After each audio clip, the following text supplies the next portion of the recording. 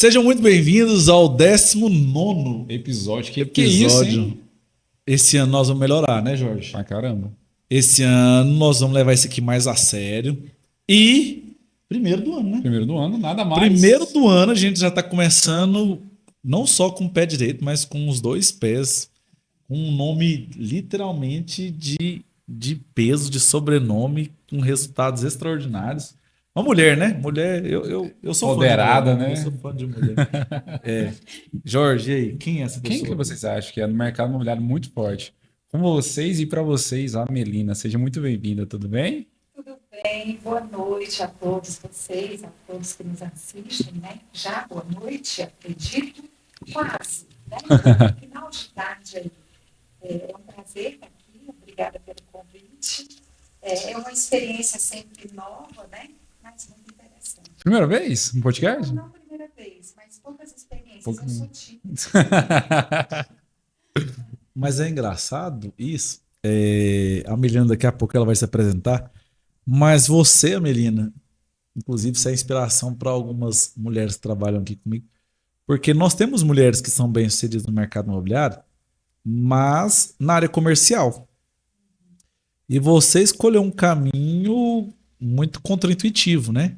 E principalmente, eu acho que se a gente pensa na parte financeira, só que você prova que não é só na área comercial que você pode realmente ter sucesso em uma carreira. E aí eu queria até que você se apresentasse, depois eu vou falar. Como você, eu sei que você é muito modesto, depois eu vou falar quem realmente é a minha percepção de você. Então, eu sou a Melina Prates, sou uma cearense que se aventurou aqui pelo centro-oeste do país. Eu brinco, né? Eu já rachei o pé, eu tenho 30 anos de Goiânia, então o meu coração é goiano. E é importante falar que eu comecei no mercado imobiliário já há aproximadamente 14 anos, né? Quase 14 anos. Eu venho da indústria, minha formação eu sou administradora, com alguns MBAs aí, mas a minha grande área de especialização e de paixão sempre foi a gestão de pessoas. E eu cheguei no mercado imobiliário com essa missão, né, de olhar para as pessoas, um mercado que investia muito pouco, que tinha um baixo investimento em profissionalização, né, em cuidar Das pessoas. Com as pessoas em todos os subsistemas que são importantes hoje, que o mercado imobiliário já busca cada dia fortalecer, né? Então, há aproximadamente 14 anos atrás, isso não existia, então eu costumo dizer que eu tive o privilégio de chegar no momento certo, né, no mercado imobiliário. E aí foi uma tela em branco, no que eu pude colocar aquilo que eu acreditava, eu venho da indústria. Então, eu trabalhei durante 15 anos em duas multinacionais, uma que tinha 250 anos no mundo e outra que tinha 150. Meu Deus! Referências em gestão de pessoas. Já tem algo em comum, nós três trabalhamos em indústria, né? É interessante. Eu amo a indústria, né? A indústria é sempre uma grande escola. Então, eu aprendi com os suíços, que são os melhores empregadores do mundo, como cuidar das pessoas. E depois tive uma experiência com os franceses, que me ensinaram muito sobre processo, me ensinaram muito sobre eficiência operacional e como cuidar das pessoas através dos resultados. Olha que interessante, né? E aí, quando eu cheguei no mercado imobiliário, eu fiquei apaixonada muito rapidamente.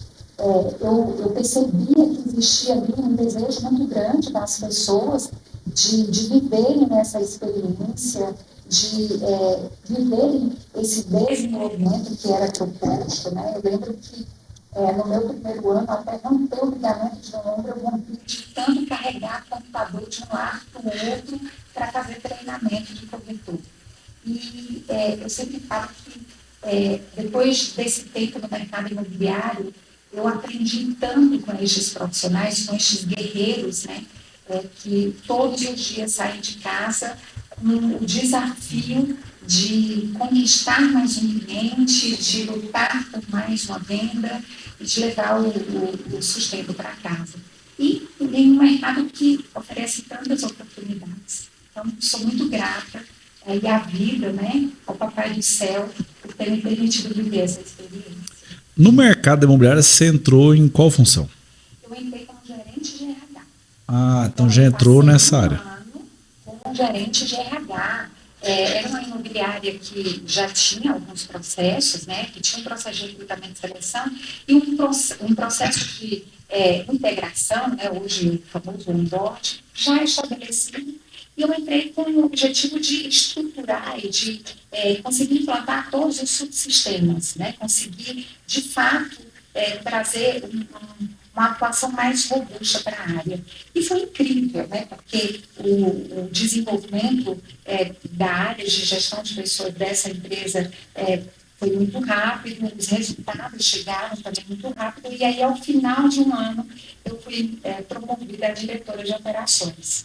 E, naquele momento, eu até resisti, porque eu era apaixonada pelo que eu fazia, mas me desafiaram através de uma direção de operações, dar ainda maior suporte, oferecer ainda melhor estrutura para as pessoas, né, que eram a minha paixão. E eu aceitei o desafio. Eu sou administradora, né, de formação, como eu falei, e a área de recursos humanos, ela permite que você tenha contato constante com todos os outros processos ou sistemas de uma empresa, né? Porque nós temos que recrutar, nós temos que treinar, dar feedback, acompanhar desempenho. Então, naquele momento, eu fui convencida de que as minhas habilidades na gestão de pessoas encontrar as pessoas certas para colocar nos lugares adequados e eu trazer resultado. E, de fato, foi o que eu vivi. Eu tive a oportunidade de formar um time de operações incrível e que conseguiu, através das diferentes entregas, estruturar todo o processo comercial de uma grande empresa que crescia muito rapidamente. Eu te fiz até essa pergunta de em qual cargo que você entrou, porque hoje, quando a gente fala. Hoje não, né? Acho que há muitos anos. Quando a gente fala de mercado imobiliário, a primeira coisa que vem na cabeça de todo mundo é corretor, né? Você começou como corretor e tal. E você tem uma experiência hoje, você está lá à frente da sua empresa, né? Que inclusive que presta serviço para MyBroker e que inclusive eu como cliente, né? Como sócio, que a gente a transformação nesse 1 ano e meio, né? Aproximadamente. 1 ano e 2 meses. 1 ano e 2 meses foi realmente assustador. Quanto que nós organizamos a casa e ainda tem muita coisa para fazer. Mas você falou no início que você é tímida, mas engraçado que eu te acho muito boa vendedora, né? Analisando, por exemplo, você sempre é muito bem vestida, você sempre é muito boa comunicadora, sempre transmite muita credibilidade, confiança, transmite segurança e sempre assim, interessada no outro, sempre sorridente. Você nunca teve vontade de ir para essa parte? Claro que você é vendedora, né? Mas realmente estar na área comercial? Essa é a tua pergunta, Guilherme, porque em um determinado momento eu tive vontade de experimentar essa área comercial, porque eu treinava corretores.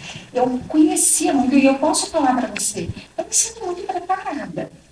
Se eu precisar, ou se eu tiver em algum momento da vida a oportunidade de atuar como corretora, eu me sentiria confortável. Estamos contratando. Eu falava que quando eu aposentasse, eu sempre falei, eu falava para os meus colegas, né, eu sempre considerei os corretores de imóveis meus colegas. Então, eu falava para os meus colegas que um dia eu iria aposentar e eu queria pegar plantão com eles. Né? Então, eu tive, sim, um momento em que eu pensei em viver essa experiência, mas a responsabilidade por aquilo que eu entregava, por aquilo que eu fazia, me segurava. Em alguns momentos eu cheguei a oferecer, eu cheguei a ser sócia da empresa, E em alguns momentos, até de conversas com os meus colegas diretores, eu falava, olha, eu quero trocar de lugar com vocês. Vamos trocar? Vamos ver o que é você viver essa experiência de ser responsável pelo back-office e eu conseguir, de alguma forma, mostrar que eu sou capaz de viver o comercial, mas principalmente eu sou capaz, inclusive, de melhorar os resultados do comercial, colocando disciplinadamente aquilo que eu conheço e acredito que são estratégias, pilares para a formação e desenvolvimento de um profissional, né? Que é o que hoje é a vocação da Orientar, né? Nós somos uma empresa que tem o propósito de apoiar as pessoas e as organizações a desenvolverem o seu máximo potencial. E eu acredito no potencial humano. Eu acredito no potencial de tantos profissionais incríveis que atuam hoje na área de segmento imobiliário. Com essa experiência toda, o que você acha que é o maior desafio do corretor? O maior desafio do corretor é ele mesmo. Eu acredito que não só do corretor, do ser humano, né? O nosso maior desafio é olhar para o momento de vida que nós estamos, entender aquilo que nós já temos de conhecimento, né, de habilidade, de talentos desenvolvidos, trabalhar estes conhecimentos, esses talentos, para que a gente consiga alcançar resultados e, ao mesmo tempo, desenvolver aquilo que a gente ainda não tem desenvolvido. Mas isso é sempre muito complicado, porque nós vivemos um mundo interior, né? Então, nós somos bombardeados a todo momento com histórias de grande sucesso, de profissionais que parece que não fizeram nada, já nasceram com grandes resultados, né? Eu sempre falo que por trás de um grande resultado tem sempre muita transpiração, tem sempre muito esforço, tem sempre muita intencionalidade. Então, quando eu falo que o maior desafio de um corretor é ele mesmo, é porque a maioria dos profissionais que atuam na área comercial, e claro, né, na corretagem, eles acreditam que é só relacionamento, não é técnica. É fazer disciplinadamente aquilo que a gente precisa fazer. E aí o resultado vem.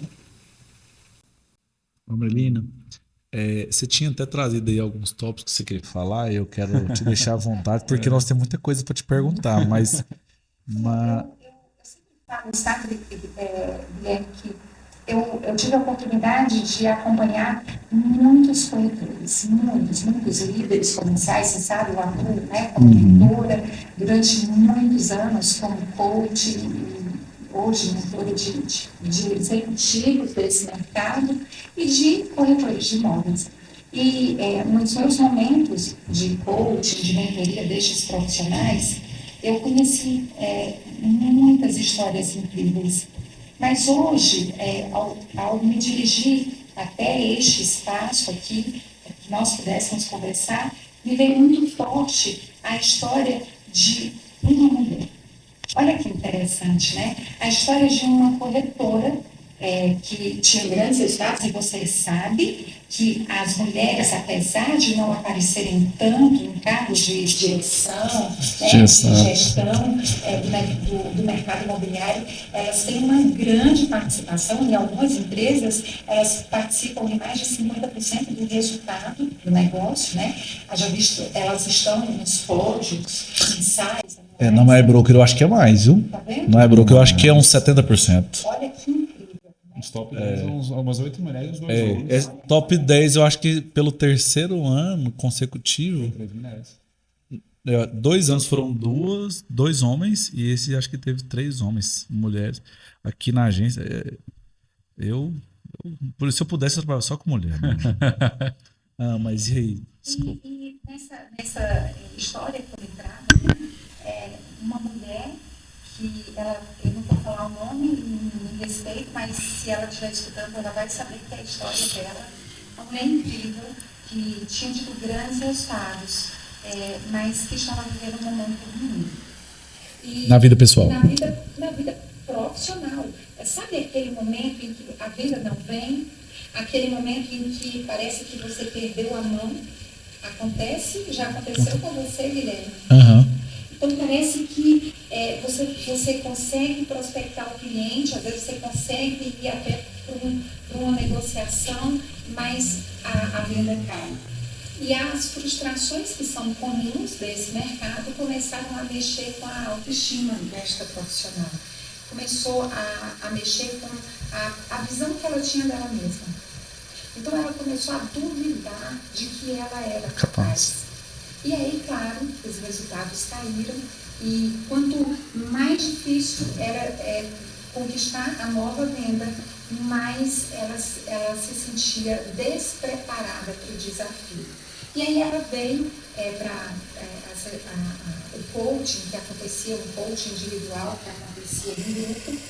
E nesse processo de coaching, o trabalho que eu fiz foi de conectá-la com aquilo que ela era, com aquilo que era a essência dela, né? Com aquilo que ela tinha utilizado até ali, que fazia com que ela tivesse resultados.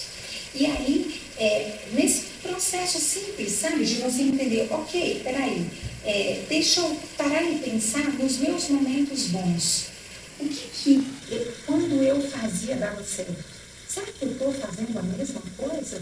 Uma avaliação. Será que eu me perdi nesse processo?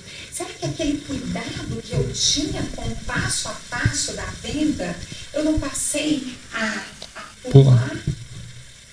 Eu não passei a acreditar que não era necessário e aí, por isso, a venda não acontecia? Né? Então, nesse processo de avaliar tudo aquilo que ela fazia antes e de, inclusive, conectá-la à emoção dos momentos bons, de mostrar para essa profissional que ela tinha os conhecimentos necessários, que ela tinha a força, que ela tinha a garra, que ela sabia vencer os momentos de adversidade, porque aí eu conectava a história atual com a passada e que sim, ela tinha vivido dificuldades lá atrás, mas que acreditar que ela faria a venda era decisivo. E que a falta do acreditar agora era que estava tirando a venda, a oportunidade de viver o sucesso. Faz sentido isso para você? Sim. Sim. A falta de acreditar. A falta de acreditar. Por isso que eu sempre falo que nós precisamos visitar o nosso mundo interior, né? Nós temos aqui o nosso mundo real, aquilo que todos enxergam, né? Às vezes você está muito bonito, muito arrumado, muito falante, mas será que você está ainda convencido do seu potencial? Será que você está conectado a esse potencial? E aí, quando eu falo que nós precisamos, a psicologia positiva vem ali mostrar para a gente a importância de nós colocarmos aí bons pensamentos, né? Porque esses bons pensamentos, eles geram bons sentimentos e esses bons sentimentos geram boas atitudes. Que geram bons resultados. E essas atitudes geram resultado. Só a atitude gera resultado. Então, e aí, voltando para a história, né, dessa profissional incrível, quando ela conseguiu entender que sim, que a venda que cai faz parte do processo e que isso não define quem ela é. Que um insucesso não me define. Que um momento ruim não me define. O que me define é a minha história. É tudo aquilo que eu tenho construído e que me fez chegar até aqui. E se eu fui capaz de chegar até aqui, eu posso caminhar mais. Né? É a lógica de que quando você pensar que você já fez demais, que você está cansado, que você quer desistir, lembra, a ciência prova isso, que você ainda tem pelo menos mais 40% de Capacidade. de capacidade, né? Você ainda tem mais 40% de energia para que você possa chegar onde você deseja. Passou um filme na minha cabeça aqui agora. E eu, como a maioria dos corretores de imóveis, também iniciei minha carreira, né, de uma forma muito amadora, de uma forma muito simples. E eu era uma pessoa que eu reclamava. Eu era uma pessoa negativa, não aquela pessoa que você falava assim pra mim: e aí, será que vai dar certo? Não, não, vai dar errado. Mas de falta de crença mesmo e tal. E é tão engraçado como que assim, muitos negócios caíram, centenas de negócios caíram, etc. Só que a minha percepção das coisas foram mudando a ponto de daquilo ali já não fazer mais mal. E hoje eu vejo o quanto que realmente assim. Hoje mesmo eu estava conversando com uma amiga minha, e aí ela veio reclamar de 2 vendas dela que caíram. Aí eu falei assim: o seu problema é que você está apegado a essas 2 vendas ainda. Onde você deveria já estar apegada às próximas vendas que podem acontecer. Aí ela falou para mim assim: mas para você é fácil falar.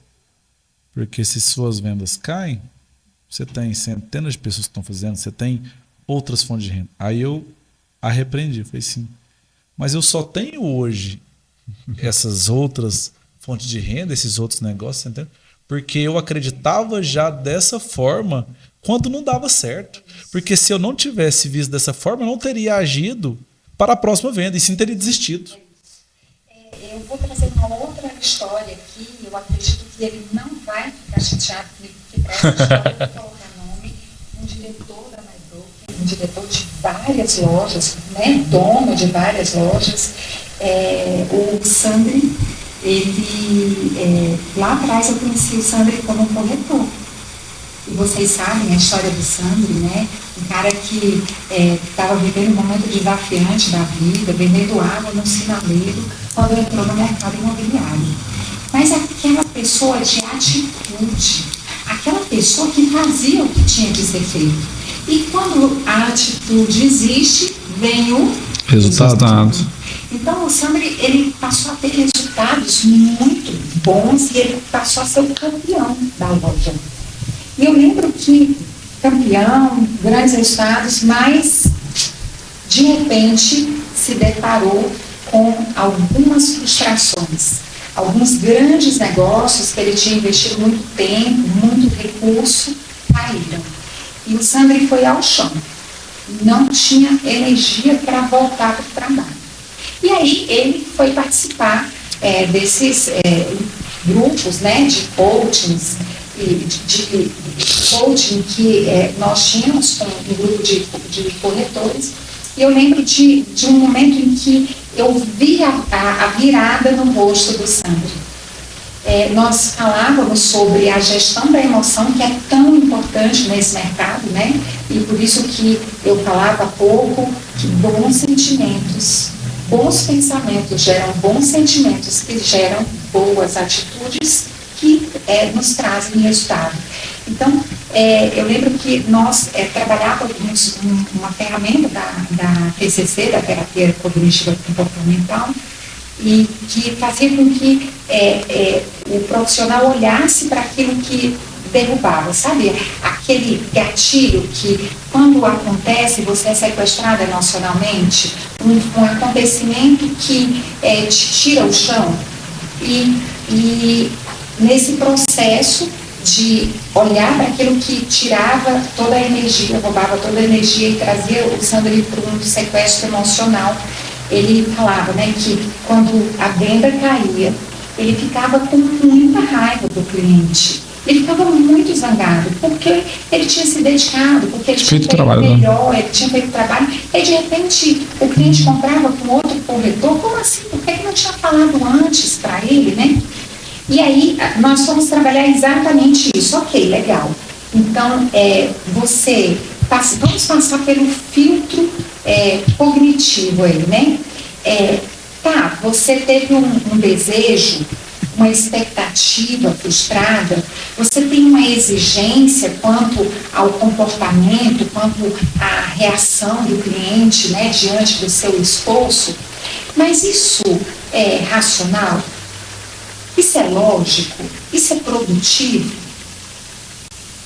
É produtivo você esperar que todas as vendas, todas as negociações que você faça vão acontecer?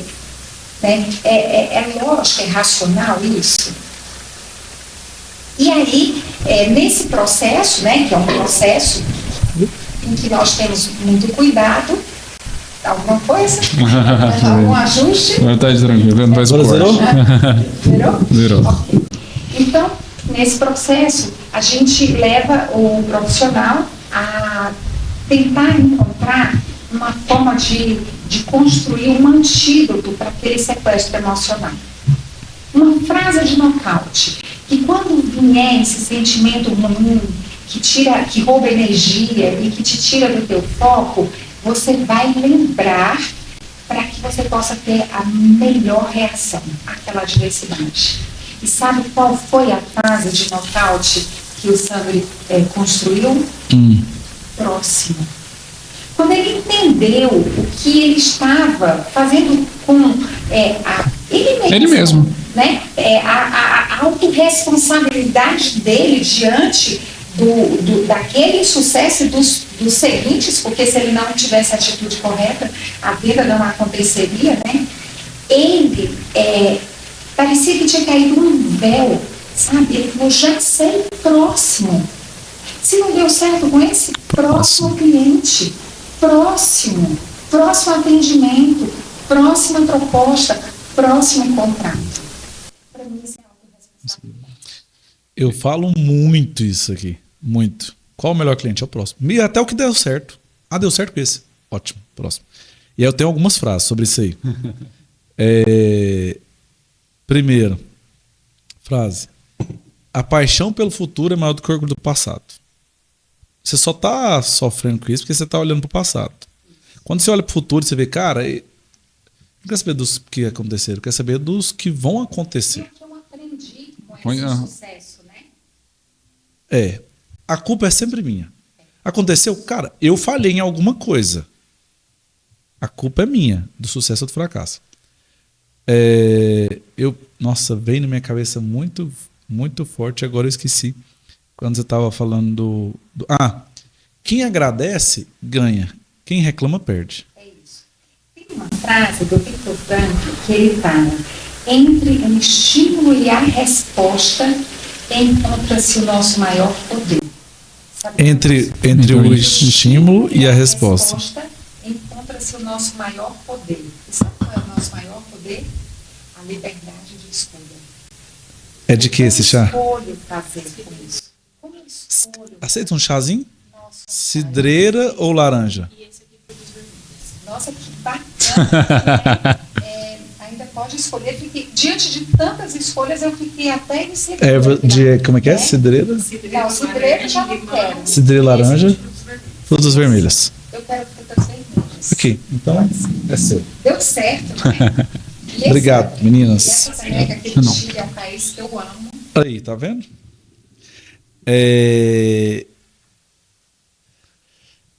Eu comecei a sentir, e assim, realmente são pequenas percepções de progresso que fazem com que a gente avance.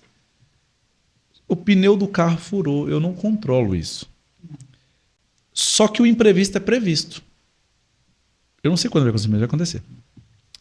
E se o pneu do carro fura, eu não controlo, mas eu controlo como eu reajo a esse acontecimento.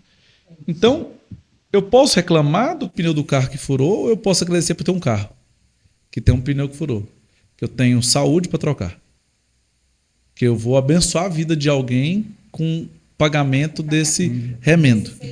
Então a gente sempre pode escolher, a gente sempre tem duas alternativas. Eu falo muito disso, quem agradece ganha, quem reclama perde. E reclamar nunca adianta. Nunca adianta. Se reclamar adiantasse, beleza. Mas eu até gosto de falar assim que eu uso algumas frases meio às vezes grosseiro, mas clamar é pedir para Deus, reclamar é pedir para o diabo. Então assim, para que você vai gastar seu tempo e sua energia reclamando, sendo que não vai resolver? Por que você não agradece, melhora seu sentimento e vai? Porque venda, inclusive, é energia. Energia. Mas aí a gente precisa lembrar que nós somos tudo da nossa história, de tudo aquilo que a gente viveu. E às vezes, sabe, Guilherme, nós não fomos ensinados a não reclamar. Nós vivemos num ambiente Acostumamos. que reclamava de tudo. Nós acostumamos a reclamar. E aí eu sempre falo, nós não somos culpados pela nossa história. Nós não somos culpados por aquilo que a gente carrega de aprendizado. Mas a partir do momento que nós temos consciência de que isso nos prejudica ou não está conseguindo nos levar até onde nós desejamos ir, nós somos responsáveis. E aí essa responsabilidade, essa autorresponsabilidade de escolher aquilo que é bom para mim, escolher o que eu quero viver a partir daqui, entendendo que todo mundo está vivendo desafio, né? Que nós não somos melhores nem piores que ninguém. Você sabe que eu sempre falo que eu sou muito grata ao mercado imobiliário, de modo especial a todos os corretores que me fizeram ser o que eu sou hoje.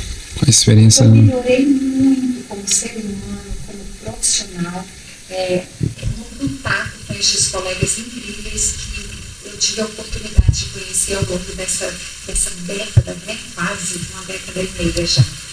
E eu sempre falo que eu aprendi com os corretores que a vida só respeita aqueles que são bons de luta.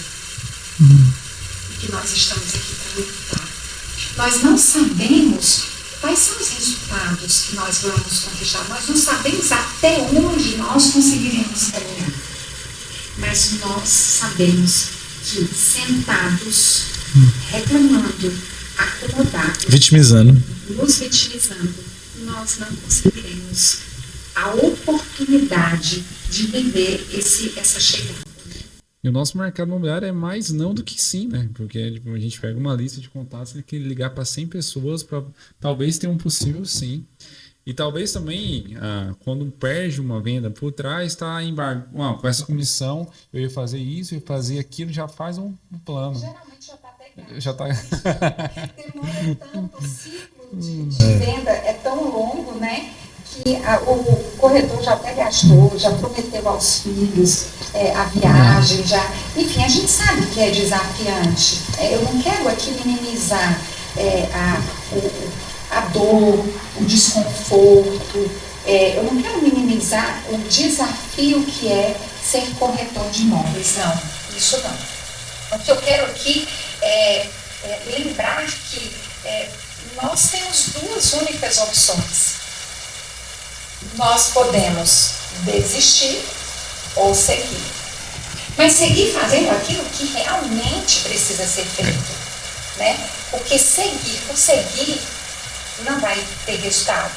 Então eu lembro que essa corretora, que hoje eu recordato, e hoje ela tem grandes resultados, um dos maiores entraves dela foi o digital.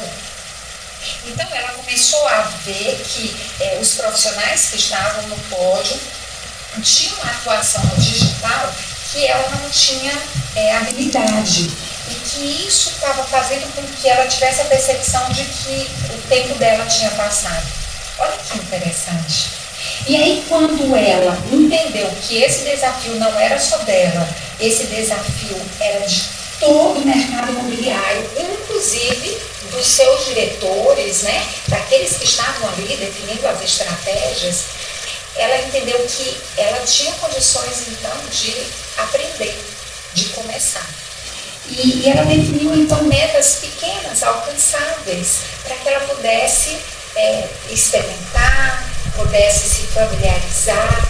E eu vou falar para vocês, o processo de desenvolvimento dela foi tão grande que em poucos meses ela já investia no digital com pequenas imobiliárias.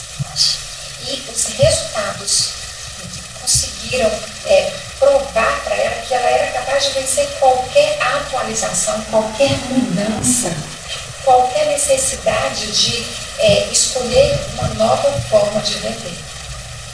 E isso é que é incrível, né? Quando nós nos abrimos a essas possibilidades, nós sabemos que nós vamos sempre conseguir conquistar resultado. Porque nós estamos fazendo o que precisa fazer. A pessoa talvez quer ter um resultado diferente, mas fazendo as mesmas coisas. Como é que vai ter um resultado diferente? Ainda mais no mundo digital. Eu comento hoje, questão da loja mesmo. Uma loja, tipo assim, quem é que posta a imagem na questão do Instagram? Quem posta fotos? A galera levando. Quem faz seu próprio vídeo? diminui bastante. Quem faz um patrocinado? Cala muito metade. Então, a internet hoje ainda é um gargalo para muita gente que não tem uma constância. Isso. E eu já conversei com muitos profissionais e nós precisamos entender que existe uma geração, até a geração X aí, eu vou falar, que tem uma grande representatividade nesse mercado e que ainda vive o desconforto com esse novo jeito de se relacionar com o cliente, esse novo jeito de fazer venda. E são estes profissionais que eu acredito que precisam de maior apoio. Por quê? Porque eles já têm a técnica da venda. Eles só precisam fazer essa atualização, esse upgrade. Né? Eles precisam entender que esse desafio ele é tão ou mais importante quanto qualquer outro desafio que ele tenha vivido. É só mais um desafio. E que não parou, e que não vai parar, né? Talvez seja esta a grande questão, que o mercado imobiliário vive, mas que não é prerrogativa do mercado imobiliário.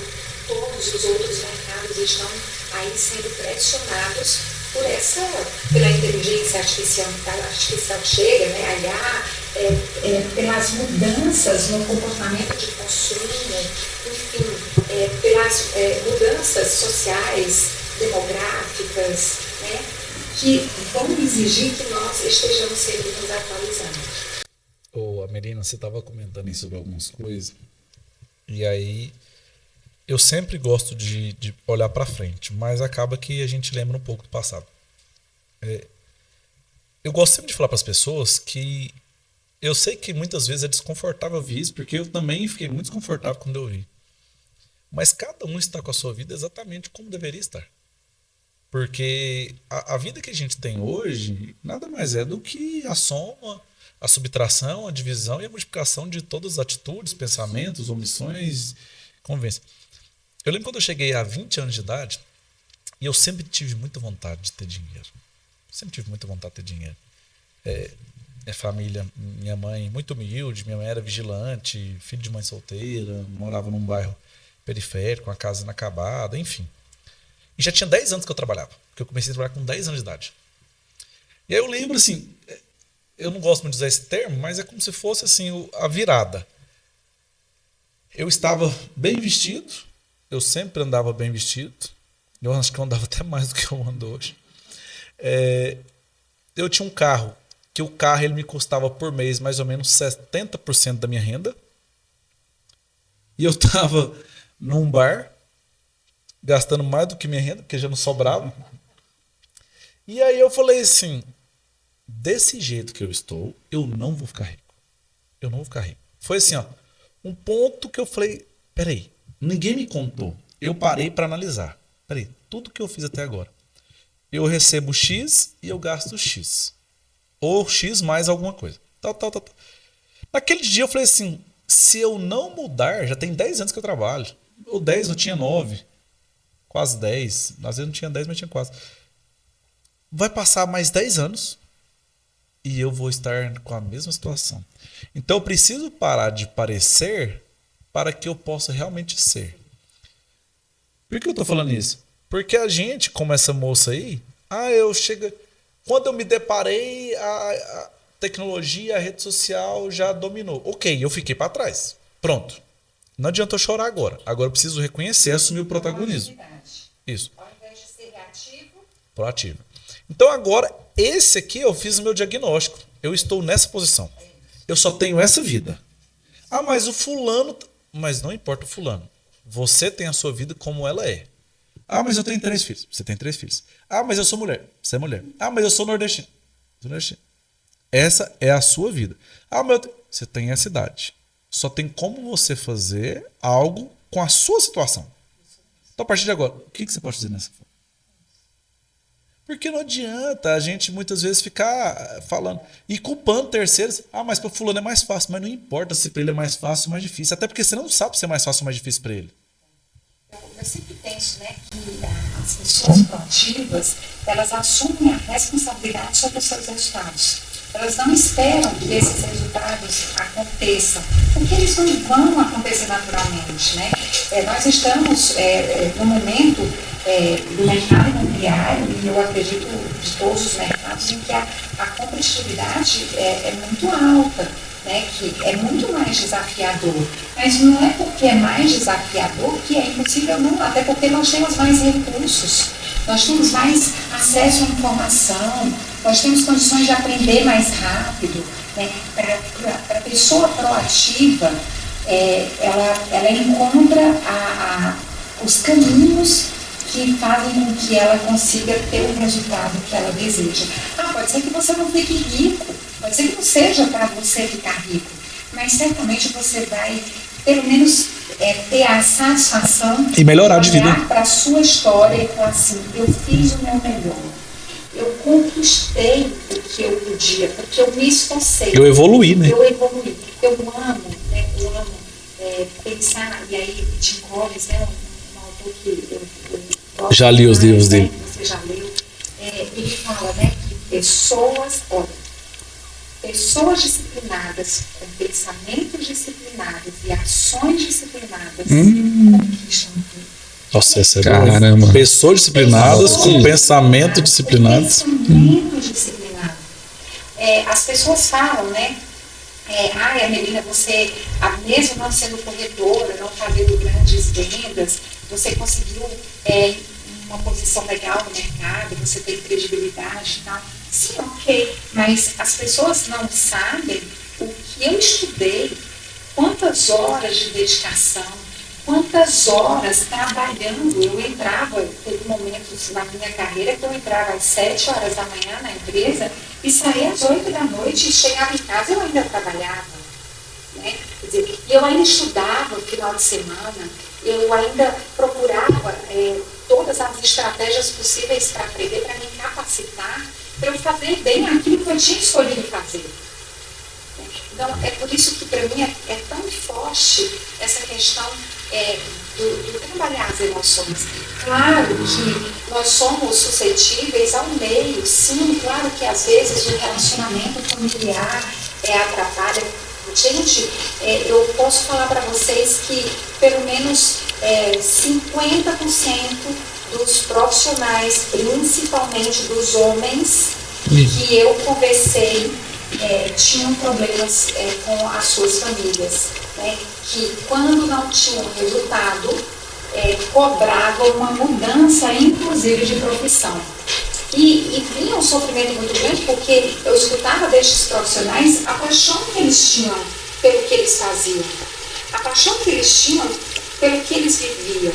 E aí eu sempre lembrava, né? Porque às vezes quando você está vivendo um problema, você polui a mente com muitas informações que te tiram do foco daquilo que é a tua solução. E eu gosto muito do conceito de qual a única coisa. Qual que é esse conceito? Qual é a única coisa que, se você fizer, pode melhorar todas as demais?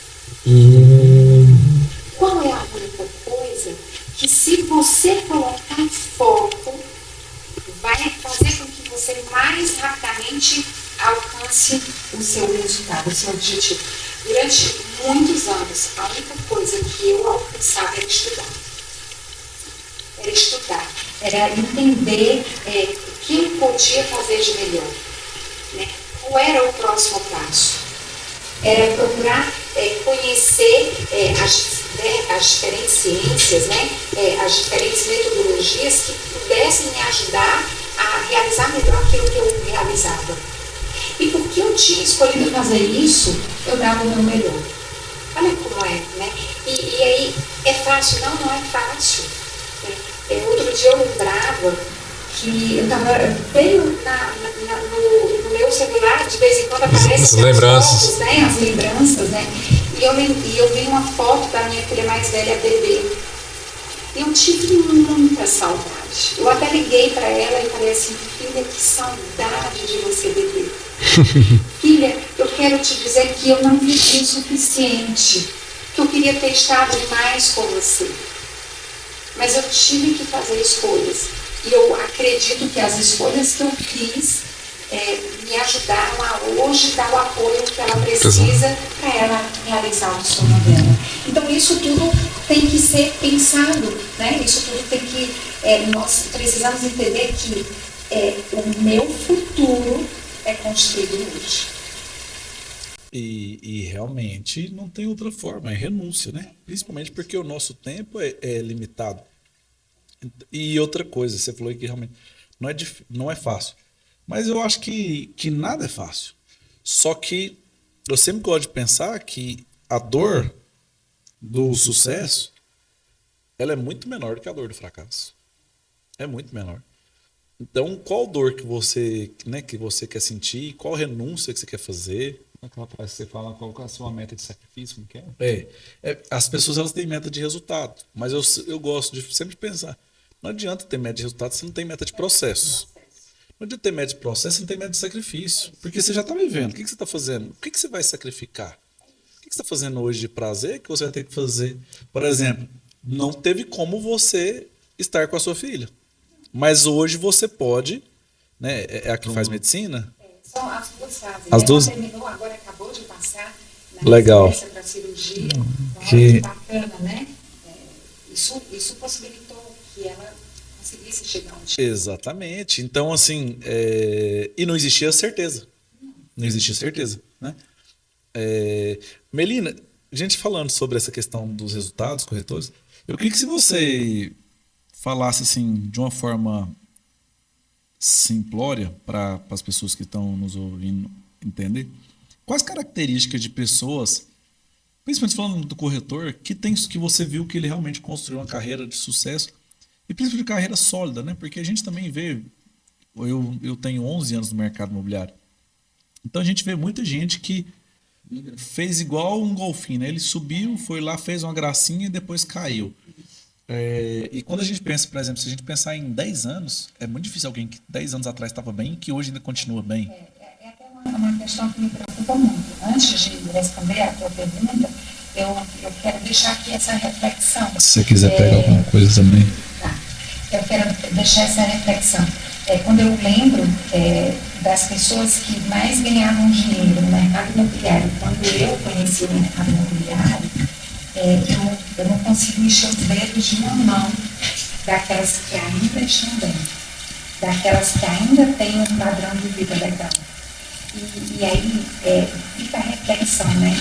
Que quando a gente fala sobre autogestão, a gente tem que lembrar que eu preciso olhar para o meu futuro e de fato construir esse futuro na perspectiva de que eu vou parar de produzir, de que vai chegar um determinado momento que eu não vou ter energia. E o mercado imobiliário, ele exige que você faça essa gestão ainda com maior eficiência. Porque, se a atividade profissional de um corretor de imóveis desprende tanta energia, né, emocional, física, né, e ele não cuida da construção de um patrimônio, ele vai ter problemas lá na frente. Mas eu vou conseguir sempre vender. Um corretor de imóveis, ele consegue ter resultados durante todo o seu ciclo de vida. Não é bem assim, não é bem verdade, né? Porque nós somos humanos, nós podemos nos deparar com um problema de saúde, nós podemos nos deparar com a fragilidade que os próximos ciclos nos trazem, né? Enfim, essa gestão com um olhar de construção de patrimônio, eu entendo que precisava ser mais colocada na mesa, sabe? Eu entendo que vocês, líderes do mercado imobiliário, precisavam ensinar os profissionais que trabalham com vocês a pensarem sobre isso, a construírem isso, até porque vocês têm grandes oportunidades, vocês poderiam investir no próprio mercado imobiliário, né? Então, eu queria muito deixar essa minha preocupação, tá? E é uma verdade aí que a gente se depara a todo momento, né? Profissionais que tiveram muito e que muitas vezes seduzidos por aquela vaidade que você colocava há pouco, Guilherme, aquele jovem que não tinha onde cair morto, mas tinha um carro legal, uma roupa legal e estava no boteco. Uhum. E E a gente sabe que o mercado imobiliário, ele chama isso. Estimula. Você tem que... Não, o contrato de alto padrão tem que ser assinado por uma Mont Blanc. Será que precisa mesmo? Será que não é mais importante pagar a parcela do carro? Enfim. Pagar a parcela da casa. São estratégias de vida que precisam ser melhor pensadas, tá? E aí, respondendo a sua pergunta, qual é o perfil do profissional? As características, né? Eu vou falar assim para você. Eu tenho algumas crenças. Eu não tenho dado científico, estatístico para colocar aqui. Eu tenho algumas crenças. Primeira crença de que quem mais se entrega é aquele que mais precisa. Porque o corretor reativo, e a gente tem grande parte, né, dos profissionais, infelizmente, ainda estão presos na reatividade, é aquele que está esperando o lead. Gente, pelo amor de Deus, não espera o lead. Que está parado no plantão, não espera o lead. Mexendo no Instagram. Isso. Tem a intencionalidade. Então, os grandes profissionais que eu conheci foram aqueles que viram o mercado imobiliário como uma oportunidade de ganhar dinheiro como a sua profissão. E eu poderia falar aqui de muitos nomes e grandes exemplos, mas eu vou falar de um outro exemplo, de um executivo. Olha que história interessante. Uma pessoa mais madura, assim, mais ou menos como eu, não tanto, né? Mas uma pessoa mais madura, tinha sido um grande executivo, tinha sido demitido, porque a realidade é essa, ainda tem, né, esse etarismo. No mercado imobiliário, graças a Deus, não tem tanto, mas tem um pouco, então é uma realidade da vida. E esse profissional entrou na corretagem e decidiu fazer o que era preciso para ter resultado. Gente, que incrível! Esse grande executivo fazia ação de sinaleiro, fazia panfletagem na porta da escola dos seus filhos, de terno, gravata, bonito, mas trabalhando. Não tinha vergonha, né? E aí é uma outra questão. Por que quando as pessoas, os brasileiros vão procurar conquistar seu patrimônio em outros países, eles fazem tudo que aparece? E aqui a gente tem vergonha, né? Não dá para entender. Vergonha de trabalhar. Não dá para entender. De falar, não, eu estou aqui pela minha família, e sim, eu estou trabalhando, eu não estou roubando ninguém, né? Eu não estou me prostituindo, eu não estou traficando, né? Enfim. O que dentro desse perfil são aqueles profissionais que tinham grande necessidade ou grande vontade. Como você, um jovem como você, que não se conformava com a situação econômica, que queria viver essa prosperidade que só assistia na TV ou que só via à distância. E que decide, então, fazer o que for preciso para que isso aconteça. Né? E, claro, o legal é que a gente possa conservar os nossos valores, né? Que nós não nos percamos de nós mesmos nesse caminho. Eu sempre lembro disso, isso é muito importante. Né? Para que aí sim, ao final dessa jornada, você possa olhar para trás e falar assim, poxa, valeu a pena. Eu sou uma pessoa melhor hoje do que eu era lá no início. E aí, para mim, isso é incrível. Uau! Que aula, hein, para a vida. Corretor de imóveis, se não assistir esse podcast... Mas agora eu vou puxar aqui um pouco pro meu lado, né? Então, você quer buscar algum tema que você quer falar mais aí? Amelina, a gente falando sobre liderança, né? Liderança, assim, é uma coisa que... Quando eu olho agora para trás, de uma forma mais consciente, você quer sem açúcar, viu? Eu vejo que, de certa forma, eu já existia na minha vida, já existia uma predisposição à liderança. Porque, na época de escola, eu não era o mais bonito, apesar que parece. Eu não era... Mais humilde? Eu não era... Financeiramente, era um dos mais humildes. Só que eu já liderava, de certa forma, assim. Eu organizava. Estava pensando essa semana. A gente já organizava para ir ao cinema, quando a gente ia, eu era o cara que tomava a frente disso e tal. Mas aí com o tempo eu fui entendendo e assim, eu não tinha pretensão de ser líder, de formal e tal. Até porque eu não tinha muita... Eu sempre amei pessoas, mas eu não tinha muita paciência com pessoas. E eu achava as pessoas realmente assim. Eu achava que eu era muito bom e que o povo tinha que ser igual a mim. Já começava com essa prepotência. E muitas vezes eu pensava que a minha forma era certa e a forma do outro era errada. E eu lembro de algumas coisas que assim que eu falava assim, não, sério, você pode ter essa escolha, você quer essa escolha? Eu não entendi. Mas liderança, a gente tem muitos desafios.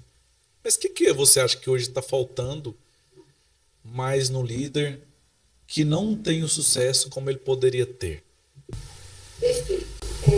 Eu acredito que hoje talvez o maior desafio do mercado imobiliário é que, como ele cresceu muito rápido, ele não se dedicou a formar líderes. E aí eu falo do mercado imobiliário porque é um problema de todas as empresas, né?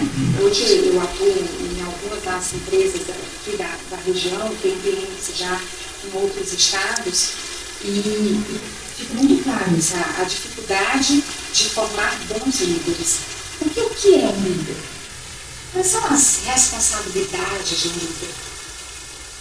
O líder não é só aquele que influencia, né? O líder é aquele que exerce as funções necessárias para a gestão de um negócio, de um processo, de uma venda. O líder é aquele que sabe planejar. O líder é aquele que sabe organizar para que as coisas, para que o planejamento possa ser implementado. O líder é aquele que dá direção. Entende? Dá direção. Olha, é por aqui, olha, a estratégia é essa. E o líder é aquele que controla. Ele precisa olhar para os resultados para entender até se aquilo que foi planejado está tendo resultado. Então, quando eu vejo hoje o exercício da liderança no mercado imobiliário, eu me preocupo porque esses líderes estão frustrando os seus liderados. Os líderes acham que liderar é só sentar na mesa para fechar a venda. Na verdade, quando o líder precisa sentar na mesa para fechar a venda pelo seu corretor, é sinal de que ele não está preparando o seu corretor para que ele possa ter autonomia. E essa, para mim, é uma responsabilidade de um líder. Formar o seu liderado para que ele seja autônomo. Chegar a um ponto que não depende dele. Que não dependa dele. E isso é o que escala, inclusive. Imagina, eu conheci alguns grandes líderes desse mercado, que tiveram equipes grandes, mas eles não suportaram uma equipe maior do que 23, 26 corretores. Chega em determinado momento que você está louco, que você quer largar tudo para trás, porque você não tem mais vida. Isso não é sustentável.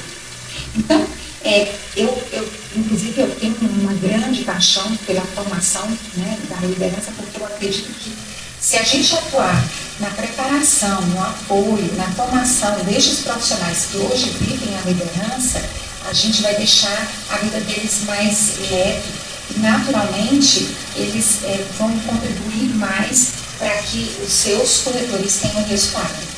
Então, eu acredito muito nisso. Tá? Preparar estes líderes para que eles sejam capazes de olhar para a sua equipe, entender o perfil da sua equipe, entender o nível, a capacidade individual de cada um. O que cada um já sabe, o que cada um dá conta de vender, qual é o perfil de cliente que cada corretor consegue atender. E a partir daí definir estratégias e, principalmente, né, investir na formação destes profissionais para nivelar a capacidade desses profissionais de atender cliente, né, para fazer com que estes profissionais tenham resultado. Gente, o líder no mercado imobiliário que não sabe qual é a positivação da sua equipe, que não consegue entender qual é o gap de competência que o seu corretor tem nas atividades básicas da venda, no olhar para o funil de vendas, isso me preocupa. Um profissional, um líder. Está com o dia contado. Está com dias contados. Ou está sofrendo muito, sabe por quê? Porque está levando aquilo nos ombros. Está pelo caminho mais difícil. O caminho mais difícil. Aí outro conceito, o volante dele está muito pesado. Ele ainda está no volante manual. E isso chega a determinado momento que esses líderes desistem. E aí é uma outra realidade do mercado imobiliário, na verdade. Quantos profissionais que, num determinado momento, já na liderança, vão para outros mercados? Desistem, porque cansaram, porque não fizeram uma boa gestão da sua atuação e entraram, inclusive, em desequilíbrio com a sua vida pessoal. Aí as suas relações familiares ficam muito comprometidas e eles acabam desistindo, quando só faltou gestão. A autogestão para fazer a gestão. Eu acredito que no mercado imobiliário, a maioria das pessoas que desistem, principalmente, tá, que estou falando da maioria, existem exceções, é justamente pelo não resultado, né? Eu não lembro de alguém que saiu do mercado imobiliário porque estava vendendo muito bem, estava fazendo muito dinheiro. Que mudou de ramo, inclusive, que por causa disso. E eu lembro, eu tive contato com profissionais de outro mercado, inclusive uma dentista de Brasília, dona de uma clínica odontológica em Brasília, que viveu a experiência de comprar um imóvel. Quando ela viu a remuneração da equipe comercial, ela ficou muito interessada e falou assim: epa, vou vender. Tinha um ciclo de relacionamento forte, veio do mercado imobiliário, vendeu muito, com o propósito de juntar dinheiro para abrir mais uma clínica. Então está tudo certo. Então veio com o objetivo, alcançou esse objetivo. Alcançou e foi viver a sua paixão. Está tudo certo. Eu acredito que pode ter aí outras histórias assim. Conheço corretores que atuaram para, inclusive, fazer um curso de medicina. Conheço corretoras que hoje são médicas. E aí, valeu a pena, foi bacana. Cumpriu o propósito, né? Agora sim, claro, a maioria desiste pelo não resultado. E não resultado veio por quê? Pela falta de clareza, pela falta de trabalho, pela falta de dedicação. Talvez porque estava trabalhando errado e porque estava trabalhando errado com o sul. Porque esse negócio precisa de energia. E você falou um negócio aí do líder, e até eu fiquei pensando aqui, principalmente até em mim. Ensinar dá muito trabalho. Dá muito trabalho ensinar. Só que você continuar fazendo pro resto da vida dá muito mais trabalho. E hoje eu vejo nos meus... Eu tenho 32 gestores. Muitos ainda em formação, inclusive. Mas o desafio realmente é isso.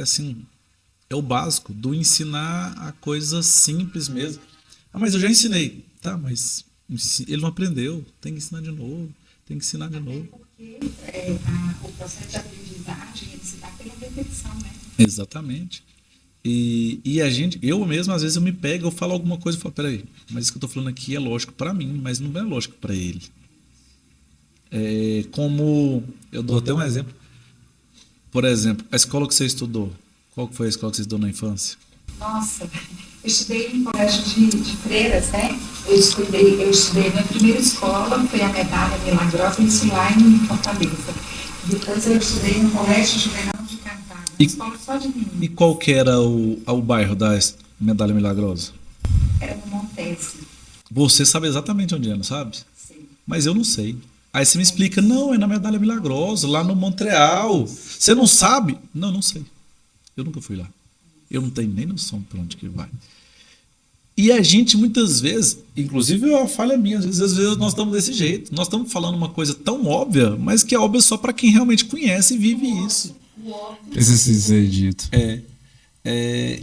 Então, assim, acho que nós, líderes, nós, gestores, a gente está precisando realmente investir mais tempo de qualidade nos liderados.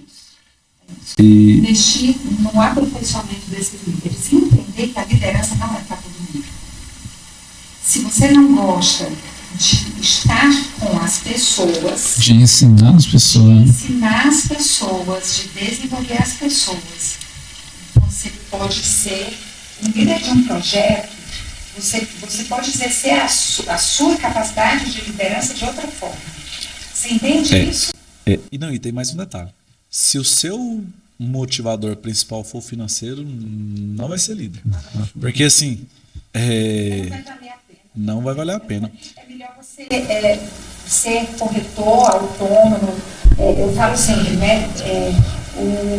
A gente tem que pensar na carreira em Y. Nós vamos ter profissionais que vão ser felizes numa trilha de liderança, mas nós vamos ter profissionais que vão ser mais felizes ainda numa trilha técnica. Então, você pode ter corretores que ganhem até mais, por exemplo, que um diretor, e está tudo certo, porque ele está fazendo o que ele ama fazer. É exatamente isso que eu ia falar.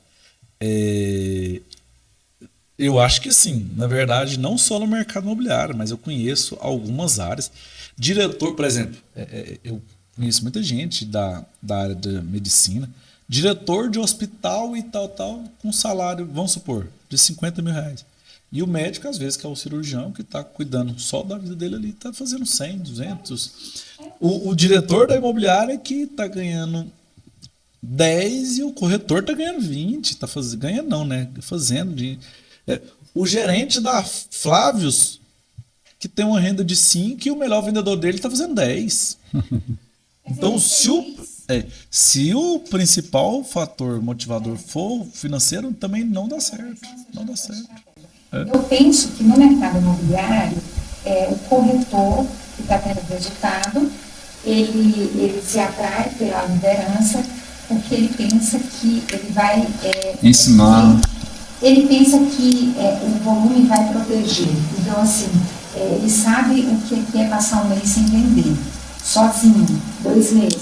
Mas se ele tiver 10 corretores, ele vai ter sempre uma venda. Sim. Não é verdade? Sim, com certeza. Que ele só vai ter essa venda se ele ensinar o que ele faz para vender. E se ele for capaz de acompanhar os resultados, as etapas da venda destes profissionais. Então, e aí, quantas vezes a gente não viveu aí essa realidade de promover ótimos corretores e eles serem péssimos líderes? Inclusive eu tenho alguns gestores que eram muito bons corretores em termos de venda, de geração. Passa às vezes 2, 3 meses como gestor, ele fala assim, não, isso aqui não é para mim não. Isso aqui não é para mim. E aí eu acho até engraçado que assim, tá, mas por que isso aqui não é para você? Não, porque eu não tenho às vezes talento para isso. Fala, não, peraí, não é isso. Quer ver? Vamos encontrar o porquê real. Sabe por que sua equipe está vendendo bem? Sua equipe está dando resultado? Você está colocando, por exemplo, dinheiro no bolso? Não. E aí, como é que está seu bolso? Como é que está seu financeiro? Então, não é que você tem talento. É porque você não está tendo resultado financeiro e aí você muitas vezes pode até ser que você não tenha. E outra coisa, não precisa ter talento também, né? Porque se você tiver esforço, você vai criar o seu talento. Então, o seu resultado é porque você não está fazendo um resultado financeiro. E aí você desanima. Mas aí, e esse desânimo vem exatamente porque ele não é capaz de mensurar os resultados do percurso. Porque ele não consegue, por exemplo, acompanhar o VGM. Cara, eu ainda não vendi, mas olha o volume de negociações que eu tenho. Cara, eu ainda não vendi, mas olha quantas visitas eu já consegui converter daqueles leads trabalhados. O meu indicador de performance não é só o negócio concretizado. Não, é uma pequena parte. É a melhor parte, né? Com certeza, é a melhor, a mais emocionante, né? Mas se eu olho para essas etapas e se eu começo a intencionalmente procurar melhorar o meu resultado em cada uma delas, eu, inclusive, como líder, sou capaz de manter um time motivado mesmo sem estar vendendo. Faz sentido? Total. Então eu mostro, olha gente, olha como nós começamos o ano, nós começamos zerado. Olha o que nós conseguimos aqui de contatos, olha a nossa... Evoluímos muito. Olha o nosso VGM, quer dizer, você mostra que está havendo um retorno sobre o esforço. E a evolução. Sobre isso, que é a evolução. Né? E aí, quando você percebe, por que eu estou colocando isso aqui? Porque, sim, para alguns perfis de modo especial, não resultado é terrível. É terrível. Então, a maioria de nós, né, ou eu posso falar na totalidade, em algum grau, todos nós precisamos saber que estamos indo bem. Todos nós precisamos desse feedback, né? De que os nossos esforços estão conseguindo gerar o resultado. E aí, quando o líder é capaz de olhar para os seus dados e, inclusive, conversar de forma mais estratégica com seus corretores, ele consegue fazer com que o corretor se empodere, né, com aquilo que já foi conquistado e tenha a energia necessária para vencer o próximo passo. Lembrando que essa energia necessária é não só para viver, mas para procurar desenvolver a competência que ainda falta para vencer o próximo passo. Legal. Uau. Que aula. Que aula. A gente podia ficar aqui mais umas 10 horas pelo menos, né? Que a gente aprenderia muito. Mas já temos aí quase 1h20. E aí passa muito rápido, né? Passa muito rápido. Mas aí agora o Jorge gosta de fazer uma pergunta final pra gente. Nossa. Que pergunta é essa? Não me traumatiza. Fica tranquilo. Não, é uma pergunta boa simples. de pensar. Você já tem essa resposta, com certeza. Amelina, hoje, sua capa da Forbes, imagina você lá com seu rostão, unitônico, qual seria a sua frase?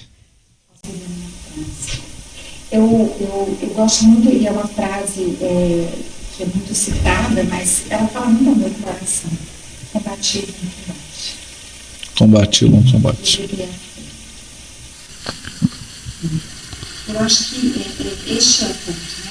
É você saber que está todo mundo travando a sua batalha pessoal. E que a gente pode fazer isso de forma positiva, a gente pode fazer isso olhando para esse processo de evolução, né, que nós temos aí, que nós somos forçados a viver. Porque eu sempre falo, se você está muito confortável, se a vida está muito equilibrada, cuidado, porque o desconforto vai chegar. Se você está no pódio, se você está conquistando grandes resultados, se mantenha atento, porque pode ser que venha um momento ruim. E os momentos ruins, eles existem para que você possa fazer essa revisão. Menina, queremos te agradecer, né, por ter dedicado tanto tempo, investir tanto tempo no nosso conhecimento. Tem na agenda dela também. A agenda dessa mulher e a hora dela, gente, é muito preciosa. Nós não conseguiríamos pagar, mas ela nos cedeu gentilmente. Então, quero te agradecer. Um chamado, né? Fica à vontade, fica à vontade. Para que tenha valido a pena essa hora aqui, que vocês nos escutaram, que vocês possam sair deste momento com pelo menos 3 coisas que você queira fazer de diferente a partir de amanhã.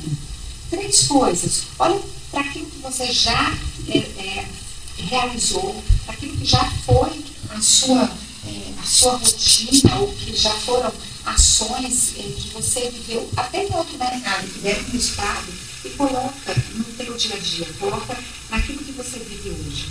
3 ações que você disciplinadamente pode fazer todos os dias e que pode melhorar o seu resultado. Porque isso me dá um feedback, né? O feedback do adulto é o dinheiro, né? É aquilo que você ganha. E é maravilhoso quando você pode chegar em casa e falar assim, valeu a pena o meu esforço, eu consegui trazer um pouco mais para casa, né? Eu consegui realizar aquilo que era o meu objetivo. Tá? Não desistam, lembrem-se.